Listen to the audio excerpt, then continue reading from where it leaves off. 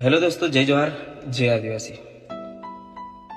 અત્યારે તમે જોયું હશે કે આપણા આદિવાસી સમાજના ભાઈઓ અને ઠાકોર સમાજના ભાઈઓ સમાજની જે વાત કરીને જે સમાજની મા બેન દીકરીઓ પર જે ગાળો દઈ રહ્યા છો ને, તો એ બધી વસ્તુઓ તમે ના કરો, કેમ કે સમાજ પર તમે પર્સનલી ટાર્ગેટ નહીં કરી શકો। અગર તમારો ઝઘડો કોઈ જોડે હશે ને પર્સનલી, તમે એના પર કેસ કરી દો યા ફિર એનું કોઈ સમાધાન કરી દો, તમે બેઠક બનાવીને તમારા ગામના પંચ બેસાડીને, અને આવી રીતે જે તમે વિડીયો બનાવીને જે આબરૂના ધજાગરા કરી રહ્યા છો ને બે સમાજના, જેમ કે આદિવાસી સમાજના અને ઠાકોર સમાજના ભાઈઓ, તમને એમ કહેવા માંગુ છું કે આપણા બે સમાજ સિવાય પણ ઘણા બધા સમાજ છે। તો આ બધા લોકો આપણા જે તમે જો વિડીયો બનાવી રહ્યા છો ને, આપણને બધાને જોઈ રહ્યા છે કે કઈ રીતની હરકતો થઈ રહી છે અને કોણ કેવી રીતની ગાળો દઈ રહ્યા છે।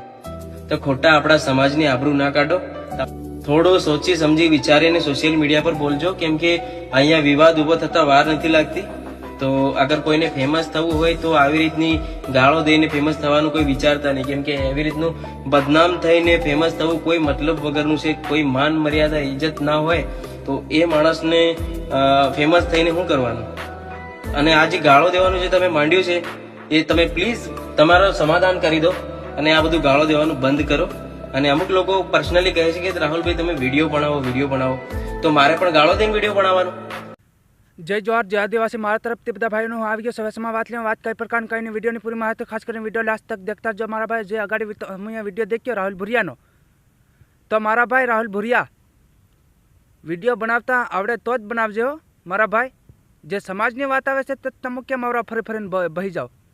કમેન્ટ લખી હોય કે નાખ બિચારે, અરે લખવી જ પડે ને કમેન્ટ, કેમ કે તમે એવા મોટા માણસ મિલિયન તો ફોલોવર, મિલિયન સબસ્ક્રાઈબર લઈ રહ્યા, તો તમને કમેન્ટ નહીં લખે ત્યારે હું, તમને જાણ નહીં કરે ત્યારે હું, તે તમે વિડીયો બનાવો જાણ કરે ત્યારે વિડીયો બનાવે, તે પાછા આપણા સમાજના બારામાં નહીં શોષીને બનાવે, કંઈક બીજાના સમાજના બારામાં શોષીને બનાવો। તમે હેમ કેમ કરી દો એટલે મારા ભાઈઓ? જે સમાજનું ખાવશે, સમાજની અંદર રોશે, તો તમે કેમ નહીં જાણો? તમે એકવાર અહીં ભાગ રાખીને કામ કરીને જોવો, ભાગ રાખી અને કામ કરવા જાવ ત્યારે તમને ખબર પડે કઈ રીતની આ બધી હેલી થઈ રહી છે એમ સમાજની અંદર। તમે એકવાર ગુજરાતમાં આવો, ગુજરાતમાં વરાથી ભાગ રાખો, એક વરા ભાગ રાખીને પછી તમને માલમ પડે કે શું થઈ રહી છે આ આપણા સમાજની અંદર। તમને અવાજ ઉઠાવવા કે ત્યારે જાણ અવાજ અમારી ઉપર પાછા ઉઠાવે,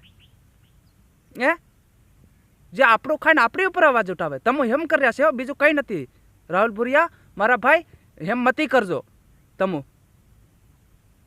તમે એકવાર કામ કરવા આવો, ભાગ રાખવા આવો, ભાગ રાખીને એક વાર રહો ને ત્યારે તમને ખબર પડે અહીં ગુજરાતમાં કે આપણા માણસ કેટલા વેલા કરી રહ્યા છે એમ। તે એટલા માટે આપણે અવાજ ઉઠાવવો પડે કે નહીં ઉઠાવવો પડે? અચ્છા, જાત ઉપર કંઈનો ગાર્યો દિન નાખી ગયો છે, કાલ ઉઠીને આપણા સમાજના વ્યક્તિને જે ભાગ રાખતા હોય, ફલાણો કરતા હોય, ઢીકણું કરતા હોય, ગમે એ કામ કરતા હોય, તો એમાં કંઈક હેલી થાય ત્યારે તમે કંઈનો હેલી નહીં કરો, એવી રીતનું આ બધું થાય છે। તમને ખબર કાં છે? જે આમાં અવાજ ઉઠાવું તો અગલી વખત ફેર બી અવાજ ઉઠાવું, એવી રીતે છે। તમે સમજો મારા ભાઈ, સમજો। તે જય જોહાર, જય આદિવાસી મારા તરફથી રાહુલ ભુરિયા। જો તને ખરાબ લાગ્યો હોય તો મારા ભાઈ કહેજે મને કંઈક કમેન્ટ કરીને, બાકી ખરાબ નહીં લાગ્યો ને તો મારા તરફથી જય જોહાર। કદાચ માફ બી કરજે મને ખરાબ બોલાઈ ગયો હોય તો મારા ભાઈ, જય જોહાર મારા તરફથી।